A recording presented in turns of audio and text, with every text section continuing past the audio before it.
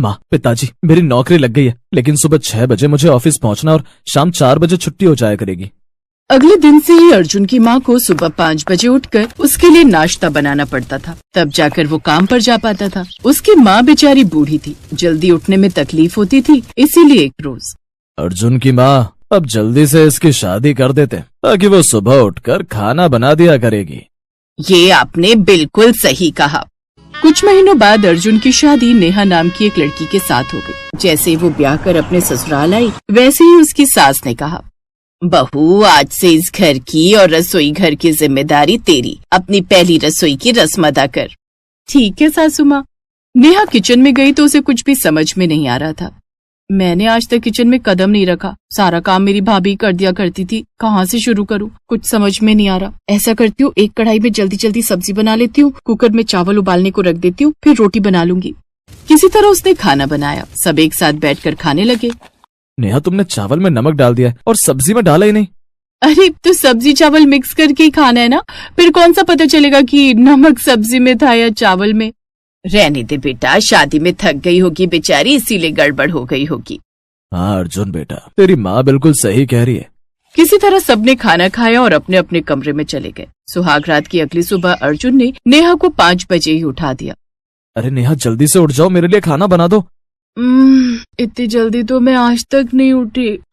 तुम अपने ऑफिस की टाइमिंग बदल लो ना। वो कंपनी मेरे पिताजी की नहीं है ना। चलो जल्दी से उठ जाओ, वरना मुझे लेट हो जाएगा। मैं तब तक नहा लेता हूँ। अर्जुन नहाने चला गया। इधर नेहा बिना नहाए नींद में ही किचन में जाकर खाना बनाने लगी।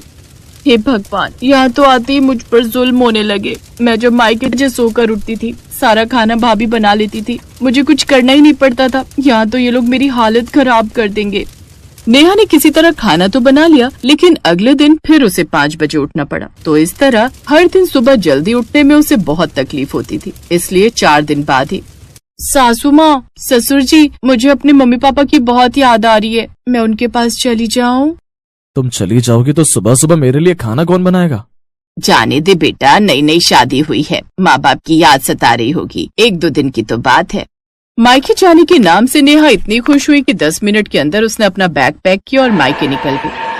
अरे नेहा, अभी 4 दिन पहले तो तेरी शादी हुई थी, इतनी जल्दी मायके आ गई? अरे क्या करूं भैया, आप लोगों की याद आ रही थी तो मुझसे रहा नहीं गया। भाभी, बहुत जोर की भूख लगी है, जल्दी से मेरे लिए कुछ बना दो। ठीक है नेहा, मैं तुम्हारे लिए जल्दी से मैगी बना देती हूँ। अब नेहा एक बार फिर से मायके में अपनी भाभी के सहारे जिंदगी काटने लगी। वहाँ उसे कुछ नहीं करना पड़ता था। 1 हफ्ते बाद अर्जुन ने उसे फोन किया। नेहा, 1 हफ्ते से ज्यादा हो गए, अभी तक तुम नहीं आई। माँ बेचारी बूढ़ी हो गई है, वो 5 बजे उठकर खाना नहीं बना सकती। हाँ, आ जाऊंगी। शादी के पहले क्या आपकी जिंदगी नहीं चलती थी? इतना बोलकर नेहा ने फोन रख दिया। ऐसे ही धीरे धीरे 15 दिन बीत गए। जब नेहा नहीं आई तो अर्जुन खुद उसे लेने पहुंच गया। अंकल आंटी, आप लोग समझाइए अपनी बेटी को। 4 दिन हुए नहीं थे कि अपने मायके आ गई, 15 दिन से यहीं पड़ी हुई है। मुझे सुबह 6 बजे ऑफिस जाना होता है, अब मैं खुद तो खाना नहीं बना सकता ना। बेटी, अर्जुन तुझे लेने आया है, अब जा, और जब भी तुझे हमारी याद सताए फिर चली आना। जब उसके माता पिता भैया भाभी ने जोर दिया तो वो अर्जुन के साथ अपने ससुराल एक बार फिर से वापस आ गई। अगली सुबह 5 बजे फिर से अलार्म बजने लगा। अरे यार, जैसे ससुराल आती हूँ ऐसा लगता है किसी जेल में आ गई हूँ। अब फिर से मुझे खाना बनाना पड़ेगा। काश यहाँ भाभी होती तो मेरा सारा काम कर देती।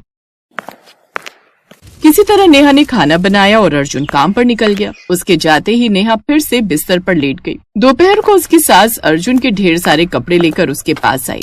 अरे बहू, ज्यादा सोना सेहत के लिए अच्छा नहीं होता। ये लो, अर्जुन के कुछ कपड़े हैं, मैंने धो दिए हैं, तुम बस इन्हें इस्त्री करके रखना। अरे सासू माँ, जब आपने कपड़े धो ही दिए थे तो इस्त्री भी आप ही कर देती। मुझे सोने दीजिए ना, बहुत जोरों की नींद आ रही है। बहू, मैं इस्त्री कर देती, लेकिन मेरी आंखें बूढ़ी हो चुकी हैं, मुझे ठीक से दिखता नहीं। अगर कपड़े जल जाते तो आलस मत करो, जल्दी से कपड़े इस्त्री कर दो। ये उसके ऑफिस के कपड़े हैं। ठीक है सासू माँ। बड़ी मुश्किल से 1 घंटे बाद वो उठी और कपड़े इस्त्री करने लगी। नेहा को अपने ससुराल में सिर्फ सुबह उठकर खाना बनाना पड़ता था और दिन में छोटे मोटे काम करने पड़ते थे। इसके अलावा कुछ नहीं करना पड़ता था। फिर भी वो अपने ससुराल में 3-4 दिन में ही परेशान हो जाती थी। 4 दिन बाद एक बार फिर से वो कोई बहाना बनाकर अपने मायके पहुँच गई। अरे नेहा, तुम तो 15 दिन तक यहीं थी, 4 दिन बाद फिर से आ गई। तुम्हारे ससुराल वाले क्या सोचेंगे? अरे भाभी, जिसे जो सोचना है सोचने दो, मैं वहाँ 4 दिन से ज्यादा रुक ही नहीं पाती। अब जल्दी से मेरे लिए मिल्क शेक बना दीजिए, बाहर बहुत गर्मी थी। तो इस तरह ये नेहा का अब रोज का काम हो गया था। 4 दिन अपने ससुराल में रुकती और 15 दिन अपने मायके में। एक रोज अर्जुन ने अपने माता पिता से इस बारे में बात की। माँ, पिताजी, शादी करके क्या ही फायदा हुआ? सिर्फ 4 दिन ही मैं सुबह खाना ले जाता हूँ, बाकी के दिन मुझे बाहर ही खाना पड़ता है। इस उम्र में आप खाना बना नहीं पाती, इसीलिए रात में भी मुझे होटल से खाना लाना पड़ता है। कपड़े बिना इस्त्री किए हुए पहनकर जाना पड़ता है ऑफिस। ऐसा करता हूँ, नेहा को तलाक दे देता हूँ। ये सुनकर अर्जुन के माँ बाप घबरा गए। नहीं बेटा, ये सब करके कोई फायदा नहीं, हमारी ही बदनामी होगी। मैं समधन जी से बात करती हूँ। अर्जुन की माँ ने नेहा की माँ को फोन किया और उन्हें सारी बात बता दी। नेहा उस समय अपने मायके में ही थी। अगली सुबह, सासू माँ, ससुर जी, नेहा, कुछ दिनों के लिए मुझे अपने मायके जाना होगा, कुछ जरूरी काम आ गया है। हाँ हाँ बहू, तू 1 साल से मायके नहीं गई, आराम से जा। नेहा की भाभी अपने मायके चली गई। उसके भाई को काम पर जाना था, इसलिए उसने नेहा से कहा, नेहा, तुम्हारी भाभी मायके गई है, मुझे काम पर जाना है, जल्दी से खाना बना दो। मुझसे अच्छा खाना तो मम्मी बना लेती है। मम्मी, भैया के लिए जल्दी से खाना बना दो और मेरे लिए भी। उसकी माँ कुछ नहीं बोली, उसने खाना बना दिया। लेकिन शाम को अचानक नेहा के माँ बाप बुरी तरह बीमार पड़ गए। उनकी जोर जोर से सांस फूलने लगी। डॉक्टर को बुलाया गया। आपके माँ बाप की तबीयत बहुत खराब है, इनका ब्लड प्रेशर बहुत बढ़ चुका है। गर्मी का मौसम है, इसीलिए सुबह 5 बजे इन्हें नमक और चीनी का घोल पिलाना, 6 बजे नींबू पानी पिलाना, 7 बजे ये ग्लूकोज पिला देना। उस दिन के बाद से नेहा को ही सारा काम करना पड़ता था अपने मायके में। उसकी भाभी थी नहीं। माता पिता की सुबह 4 बजे उठकर ही सेवा करनी पड़ती थी। भाई के लिए भी खाना बनाना पड़ता था। कुछ ही दिनों में वो इन सब से परेशान हो गई। पिछले 1 हफ्ते से जितना काम मैं अपने मायके में कर रही हूँ, इतना काम तो मुझे अपने ससुराल में भी नहीं करना पड़ता था। ऐसा करती हूँ, ससुराल चली जाती हूँ। लेकिन जैसे ही नेहा ससुराल पहुंची तो बाहर ताला लगा हुआ था। उसने तुरंत अपने पति को फोन किया। अर्जुन, घर में ताला क्यों लगा हुआ है? कहाँ चले गए तुम सब लोग? तुमसे क्या मतलब, तुम अपने मायके में रहो। अब माँ पिताजी 4 धाम की यात्रा पर गए और मैं किसी काम से बाहर आया हूँ। अब तुम आराम से अपने मायके में ही रहो। इतना बोलकर अर्जुन ने फोन कट कर दिया। अब वो बेचारी बीच में फंस चुकी थी। वो सीधा अपने मायके आ गई। अब धीरे धीरे उसे अपनी गलती का एहसास होने लगा था। वो दिन रात अपने माता पिता की सेवा करती, अपने भैया के लिए भी खाना बनाती। ऐसे ही 2 महीने बीत गए। 2 महीने बाद उसके ससुराल वाले उसके मायके पहुँचे। उन्हें देखते ही नेहा उनके पैरों में गिर पड़ी।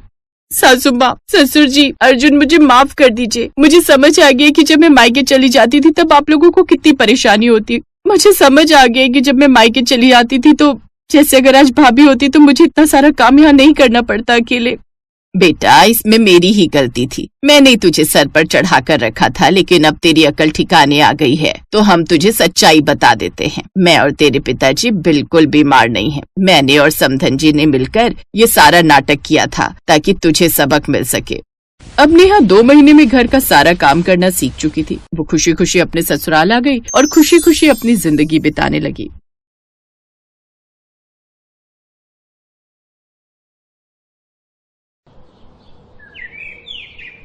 कोमल की मम्मी के बार बार फोन आ रहे थे कि वो किस समय मायके आने के लिए निकल रही है। हाँ मम्मी, बस आधे घंटे में निकलूंगी। वही 1.5-2 घंटे लगेंगे गुरुग्राम पहुंचने में। रास्ते में बहुत जाम मिलता है, तो मेट्रो से आ जा। मम्मी, वो अटैची और बैग भी है ना, इसलिए मैंने कैब कर ली है। आप टेंशन मत लो, मैं आ जाऊंगी। ठीक है कोमल, आ जाना टाइम से, मैं खाना तैयार रखूंगी। कोमल फोन पर कुछ और कहती, उससे पहले ही फोन कट गया। कोमल मायके जाने की तैयारी करने लगती है।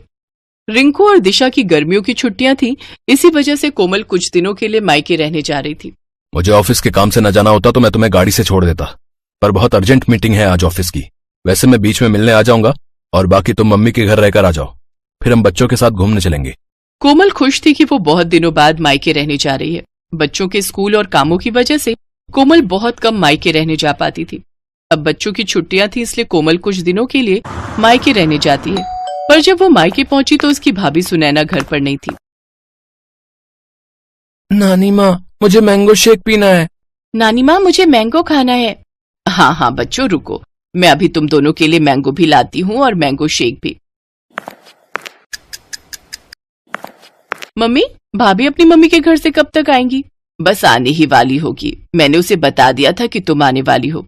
अभी कोमल पूरी बात भी नहीं कर पाई थी कि सुनैना अपने 2 बच्चों चारू और दीपू के साथ आ जाती है। अरे माँ जी, फ्रिज के सारे आम काट कर अपनी बेटी को ही खिला दिए या फिर 1-2 छोड़े भी हैं? कैसी हो कोमल? नमस्ते भाभी, मैं ठीक हूँ। वो बच्चे मैंगो की जिद। हाँ हाँ, आम का सीजन है और बच्चे अपने मामा के घर आए तो आम तो खाएंगे ही ना। ये देखो, मम्मी ने पके हुए बढ़िया दशहरी आम खाने को दिए, पूरे 5 किलो हैं। अब देख लो, पिछली गली में मेरा घर है, फिर भी मम्मी पापा मुझे सामान देते ही रहते हैं। मैं भी कुछ न कुछ ले जाती रहती हूँ, कभी खाली हाथ नहीं जाती। सुनैना, कोमल भी आम और लीची लेकर आई है, फ्रिज में रख दिए हैं। अच्छा किया, वैसे भी अब कुछ दिन यहाँ रुकोगे तो बच्चे तो कुछ ना कुछ खाने को मांगते ही रहते हैं। अच्छा, मैं ये आम फ्रिज में लगा कर आती हूँ। सुनैना रसोई में चली जाती है, पर कोमल उस समय गुस्से में थी। मम्मी, यही वजह है कि मैं यहाँ आना पसंद नहीं करती हूँ। मेरा तो मन ही नहीं था कि मैं इस बार छुट्टियों में मायके आऊं।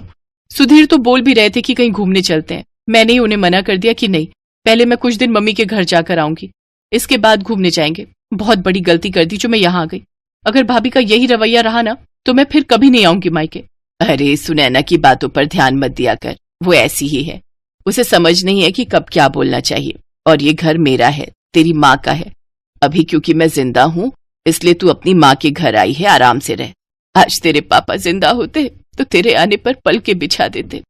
कोमल देखती है उसकी माँ की आंखों में आंसू आ जाते हैं, इसलिए कोमल उस समय चुप हो जाती है और बात को बदल देती। मम्मी, भैया को ना फोन मिला दो, उन्हें कहना मेरे लिए बंगाली रसगुल्ले लेते हुए आएंगे, बहुत मन हो रहा है। तभी कोमल का भाई आ जाता है। अरे मुझे पता है तू आने वाली है, इसीलिए मैं रास्ते में हलवाई से बंगाली रसगुल्ले लेता हुआ आया हूँ। ये ले, तेरी पसंद के बंगाली रसगुल्ले, वो भी छोटे वाले। नमस्ते भैया, कैसे हो? थैंक यू, आपको याद था कि मैं आने वाली हूँ। हाँ, मम्मी ने सुबह बता दिया था कि तुम आने वाली हो। और जीजू कैसे हैं, सब बढ़िया? जी भैया, सब ठीक है। देसी घी लाए हो? मैंने बोला था देसी घी खत्म हो गया, लेते हुए आना। अरे मैं भूल ही गया, सॉरी। काम की चीज तो तुम भूल ही जाओगे जो मैंने बोली है। बहन के लिए रसगुल्ले लाना नहीं भूले, और देसी घी भी मैं अपने लिए नहीं बोल रही हूँ। रिंकू और दिशा देसी घी के पराठे खाते हैं।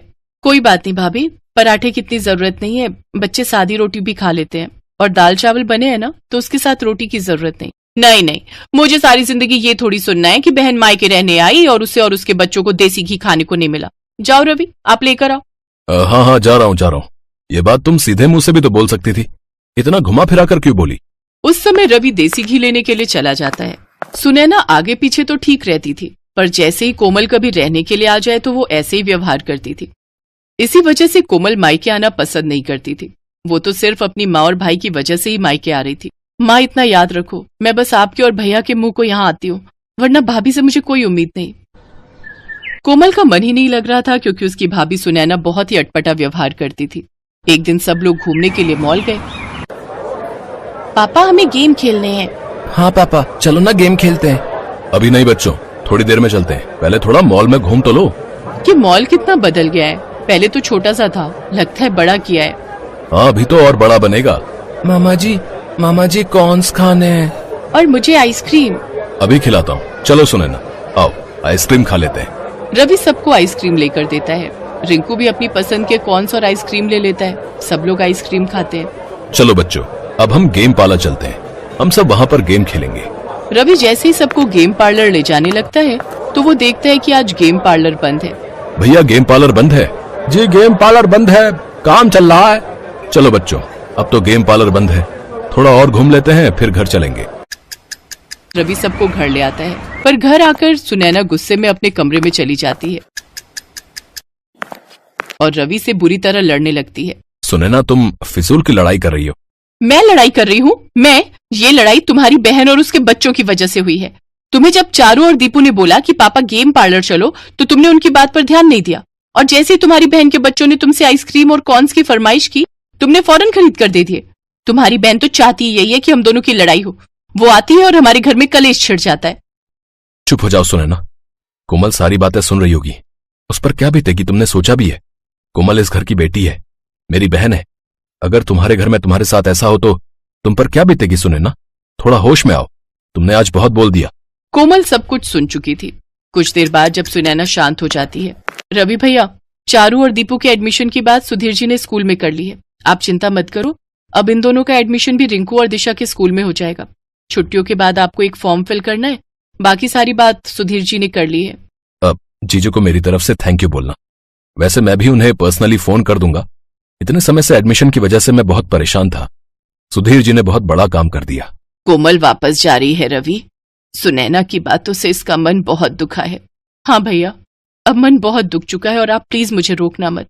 मैं नहीं चाहती कि मैं आपकी और भाभी के झगड़े की वजह बनूं। मेरी कैब आ गई है, मैं चलती हूँ। कोमल जैसे ही बैग उठाने लगती है, सुनैना उसका हाथ रोक देती है। कोमल, सॉरी, मैं जानती हूँ मेरी वजह से तुम्हारा मन दुखा।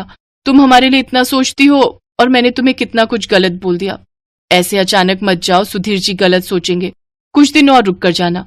बच्चे बहुत मन से अपने मामा मामी के घर आए हैं, मैं ऐसे नहीं जाने दूंगी। मैं जानती हूँ मैंने गुस्से में बहुत गलत बोल दिया, पर मैं ये भी जानती हूँ कि तुम मुझे माफ कर दोगी। भाभी प्लीज, आप मेरे से सॉरी मत बोलो, आप मुझसे बड़े हो। सारे गिले शिकवे दूर हो जाते हैं और मन की कड़वाहट खत्म हो जाती है। सुनैना और कोमल एक दूसरे के गले लग जाती हैं। सब कुछ ठीक हो जाता है। रिश्ते फिर से सुलझ जाते हैं। सुनैना ने अपनी गलती मानी और उसे एहसास हुआ कि जैसे वो अपने घर की बेटी है, वैसे ही कोमल इस घर की बेटी है, और अगर उसके साथ ऐसा होता तो उसे कितना दुख पहुंचता। इसलिए सुनैना ने अपने व्यवहार को बदला और रिश्तों में आने वाली दूरियां खत्म हो गई।